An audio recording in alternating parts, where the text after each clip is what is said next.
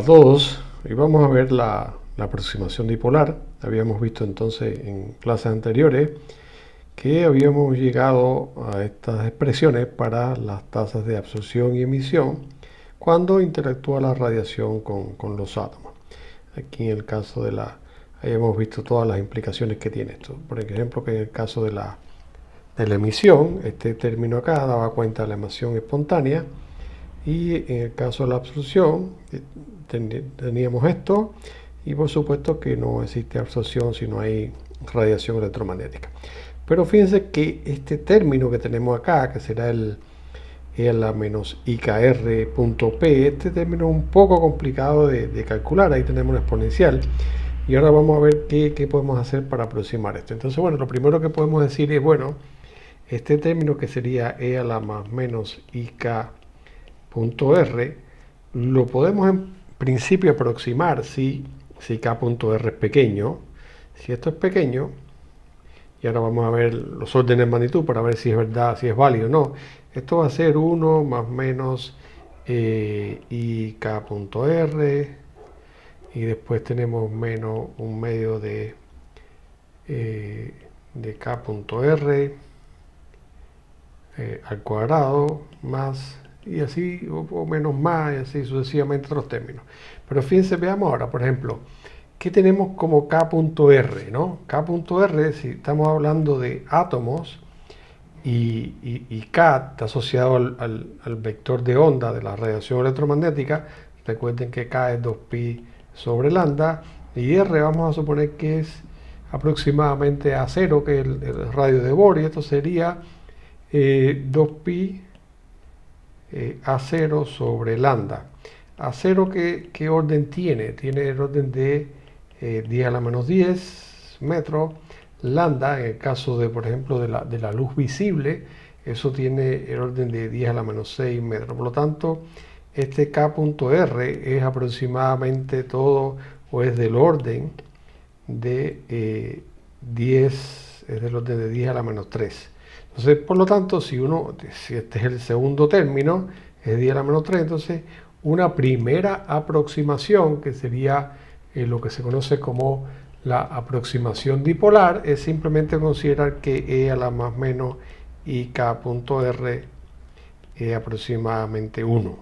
Y esto lo podemos hacer debido a lo que recién hemos comentado. Entonces, fíjense que se nos facilita mucho, porque entonces este término que nosotros teníamos aquí, que sería toda esta expresión que tenemos acá, bueno, pues entonces la podemos escribir simplemente este valor esperado que tenemos aquí, que sería, bueno, vamos a poner el caso para las dos condiciones, absorción y emisión, que aquí teníamos la polarización, el lambda.p, y aquí inicial. Entonces esto lo podemos simplemente, bueno, aquí podemos sacar ya la polarización de aquí y poner punto final P inicial. Entonces simplemente el valor esperado del momento, lo cual ya es un poco más fácil de calcular.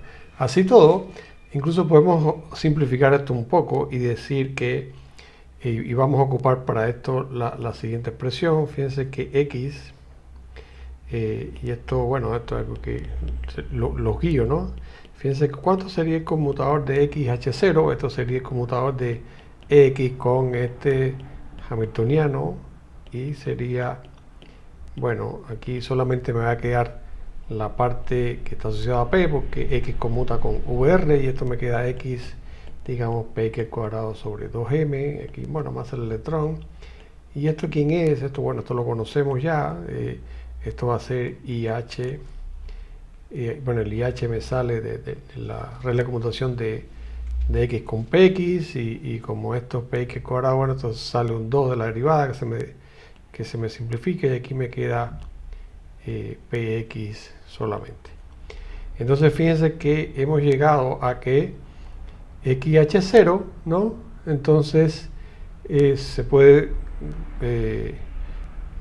simplemente expresar de esta manera. Y por otro lado, entonces, este P, que este sería el Px, que es lo que yo tengo aquí dentro de la expresión, lo puedo escribir como, entonces vamos a modificar esto un poco, y voy a tener el lambda punto, digamos, esta este valor esperado de P con phi I. Esto lo puedo escribir entonces a la luz de lo... Bueno, esto se puede generalizar el caso, por supuesto, de 3 dimensiones. P sería ME sobre IH, y aquí tendríamos R, H0, ¿no? Este sería el P en sentido general. ¿Quién sería? Entonces, esto lo podemos escribir entonces como ME sobre IH. Tendríamos el epsilon aquí, punto, y aquí tendríamos phi final. Tendríamos ahora el conmutador de RH0 y tendríamos phi inicial. Pero fíjense que este conmutador, y ya un poco que van a ver el resultado, este conmutador lo podemos, o sea, aquí cuando H0 actúe sobre tanto la izquierda como la derecha, lo que me van a salir es los valores esperados, que serían las energías, y me queda M sobre IH, digamos E inicial menos E final, y aquí tendríamos epsilon lambda punto phi final R phi inicial. Entonces fíjense que de qué manera compacta me ha salido esto. Incluso esto que está aquí no es más que omega final inicial. Entonces uno puede ahora llegar a expresiones para la emisión y la absorción en esta aproximación dipolar que son un poquito más sencillas, porque aquí estamos viendo ya este término que lo hemos simplificado bastante, ¿no? Entonces llegamos a estas expresiones que son más compactas. Veamos ahora a qué nos lleva esta expresión. Imaginemos que ahora colocamos nuestro sistema y vamos a, para simplificar un poco, consideraremos solo que el campo electromagnético está solo en la dirección Z. Entonces, fíjense que en caso de los átomos, entonces está primero estas funciones de onda iniciales ahora, digamos en realidad las vamos a representar en función de estas. Recuerden lo que vimos cuando vimos el átomo de hidrógeno, sería estas funciones radiales que dependen de R, o sea, escribir estas funciones en el espacio real, y los armónicos esféricos, que ahí estaría, digamos, un L, y le estoy poniendo inicial y final a propósito, y aquí tendríamos un MI, y de igual manera, bueno, esto depende de los ángulos θ y de phi, de igual manera tendríamos para phi en F, entonces sería lo equivalente, pero con los estados finales. Entonces, fíjense que ahora, cuando yo vaya a encontrar este valor esperado, vamos a suponer que ahora R simplemente lo voy a considerar Z, la coordenada Z, y esto es R coseno de θ, y esto lo puedo escribir como la raíz de esto lo puedo escribir como la raíz de 4 pi tercios R y 1, 0. ¿Ok? Entonces, ahora el elemento de matriz que necesito encontrar es una integral, ¿no? Que sería una integral, digamos, en el espacio de IL final, M final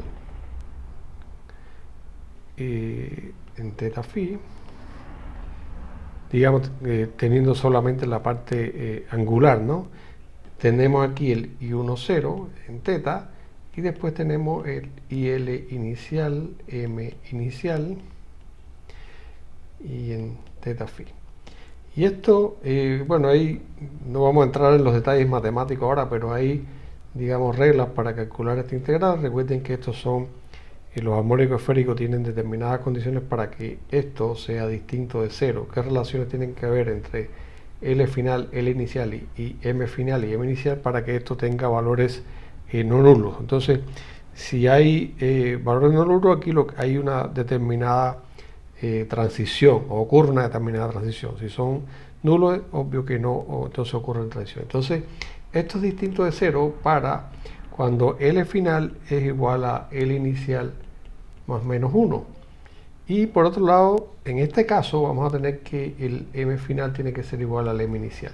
digamos por las condiciones que hemos puesto, de que z vale r coseno de teta, o sea que solamente hay el campo electromagnético está en esa dirección.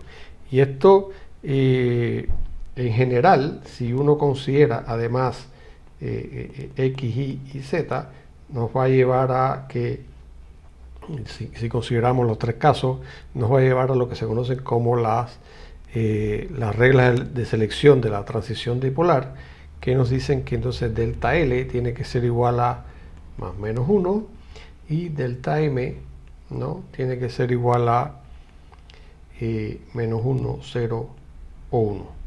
Esos son, digamos, lo que se conoce como las reglas de selección de la transición dipolar. Dipolar eléctrica, bueno, es... Entonces, ¿esto cómo se traduce un poco? Lo que estamos diciendo es que determinadas transiciones están permitidas o no en función de qué valores tomen L y M, y por lo tanto, por ejemplo, que yo esté en un nivel 1S y quiera pasar a un nivel 2S, eso está prohibido. Entonces lo que sí se pudiera hacer es hacer una transición de 1S a 2P, porque bueno, en este caso aquí cambia tanto el delta L como el delta M. Entonces aquí habría que tener en cuenta estas reglas de selección a la hora de ver las posibles transiciones que puede haber de un nivel del átomo al otro. O sea, la transición quiere decir que el electrón que estaba en un nivel determinado pasa, debido a la radiación electromagnética externa, pasa a otro nivel. Entonces esto es lo que se conoce como las reglas de selección, y entonces en general se tienen que tener en cuenta. Otra, por ejemplo, esta otra también estaría no permitida, de 2P por ejemplo a 3P, esto tampoco puede ser. Entonces puede ser de 1S a 2P, o puede ser, digamos, de 2P a 3S y cosas así. Estas estarían permitidas, estas no. Entonces esas son lo que nos dicen las reglas de selección. Pero fíjense, todo el camino que hemos realizado, un poco resumiendo, estas reglas de selección salen, digamos, a partir de estos elementos de matriz que tenemos aquí, y de considerar entonces las funciones de los átomos en base a los armónicos esféricos, y bueno, la forma en que escribimos R, que en general lo podemos escribir en función de cosenos y senos, y eso también lo podemos escribir en función de armónicos esféricos. Y esto, por, digamos, las integrales que vamos a resolver, nos entregan que hay algunas transiciones que son permitidas y otras no. Entonces fíjense que todo el aparato matemático nos lleva a decir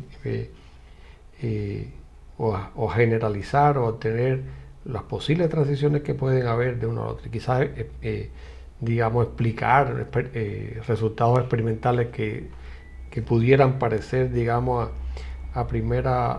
con una primera aproximación pudieran parecer un poco raros o inusuales, de que determinadas transiciones no ocurrieran o no. Y esto está dado, digamos, debido a todo esto que hemos analizado. ¿Ok? Entonces, bueno, hasta aquí hemos llegado con la parte de la interacción de la radiación con los átomos y con y todo lo que hemos visto. Espero que hayan aprendido y les haya gustado.